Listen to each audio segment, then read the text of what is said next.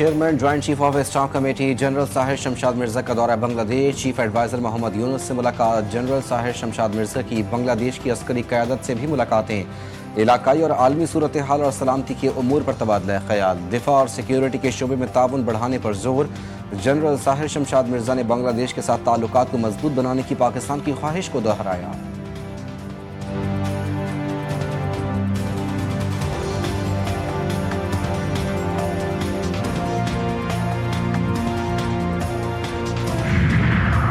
صدر آصف زرداری سے نون لیگ کے رہنماؤں کی ملاقات آج شام ہوگی۔ وفاقی وزیر احسن اقبال، امیر مقام رانا ثناء اللہ ملاقات کریں گے۔ آزاد کشمیر کی صورتحال، تحریک عدم اعتماد اور دیگر امور پر بات چیت ہوگی۔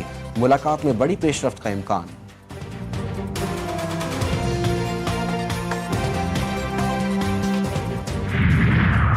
26 نومبر احتجاج کے کیس میں عدم پیشی پر علیمہ خان کے ایک بار پھر ناقابل ضمانت وارنٹ جاری۔ علیمہ خان کی عدم حاضری پر عدالت کا سخت برہمی کا اظہار۔ پروسیکیوٹر سید ظہیر شاہ نے سماعت میں 5 گواہ پیش کیے۔ عدالت نے نادرہ اسٹیٹ بینک اور ڈی جی امیگریشن سے علیمہ خان کے شناختی کارڈ، پاسپورٹ بلاک اور بینک اکاؤنٹس منجمد کرنے کی رپورٹ طلب کر لی۔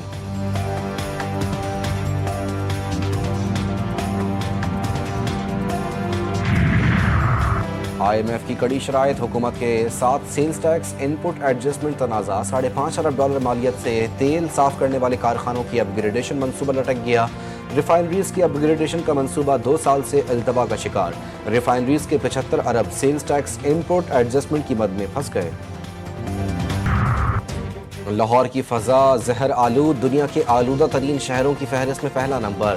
ایئر کوالٹی انڈیکس 312 تک پہنچ گیا۔ بھارتی شہر دہلی دوسرے نمبر پر، فیصل آباد کا air quality index 340، Gujranwala 371، Multan 364 اور بھاولپور میں آلودگی کی سطح 250 ریکارڈ کی گئی۔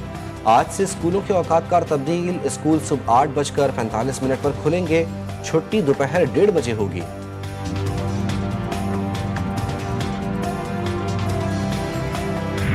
اسپیشل انویسٹیگیشن یونٹ کی حراست میں نوجوان عرفان کی ہلاکت کے کیس میں اہم پیش رفت۔ وزیر داخلہ سندھ ضیاء الحسن لنجار کا JIT بنانے کا فیصلہ، کہا جو لوگ بھی ملوث ہیں ان کے خلاف کارروائی کی جائے گی۔ واقعے کے مکمل فرانزک اور تفتیش ہونا باقی ہے، محکمہ انکوائری کر رہا ہے۔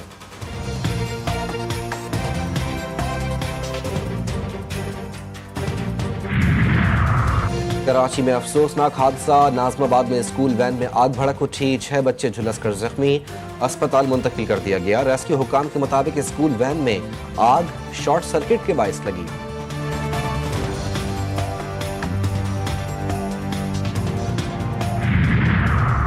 خیبر پختونخوا میں ڈینگی مچھر کے وار، 24 گھنٹوں کے دوران ڈینگی کے مزید 25 کیسز رپورٹ۔ صوبے میں ڈینگی کے فعال کیسز کی تعداد 319 ہو گئی۔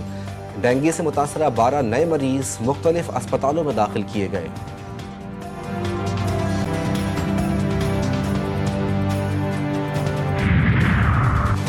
گڑھے، سیوریج کا پانی اور دھول مٹی سے اٹے راستے، کراچی کی سڑکیں 2025 میں بھی قبل از تاریخ کا منظر پیش کرنے لگیں۔ داؤد چورنگی سے مرتضی چورنگی جانے والی مرکزی سڑک شدید ٹوٹ پھوٹ کا شکار۔ شہری کہتے ہیں مہینوں سے سڑک کا یہی حال ہے، روزانہ گاڑیاں حادثات کا شکار ہو رہی ہیں، لیکن انتظامیہ کو نظر نہیں آ رہا۔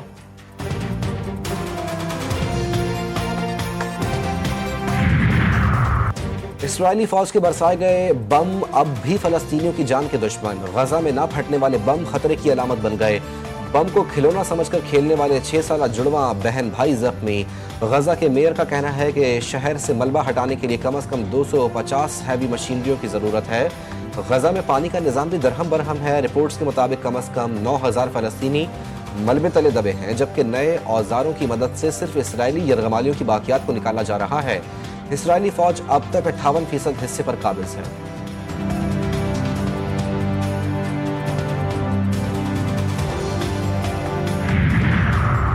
امریکہ میں برطانوی صحافی اور تجزیہ نگار سمیع حمیدی گرفتار۔ رپورٹس کے مطابق حمیدی اسرائیل کے غزہ میں جنگ اور امریکہ کی اسرائیل کے حوالے سے پالیسی کے نقاد تھے۔ انہوں نے امریکی اسلامی تعلقات کی تنظیم کے ایک اجلاس میں تقریر کی تھی۔ انہیں ایک اور تقریب سے خطاب کے لیے فلوریڈا روانہ ہونا تھا۔ تنظیم کی جانب سے سمیع حمیدی کی گرفتاری کی مذمت، آزادی خیال پر حملہ قرار دیا گیا۔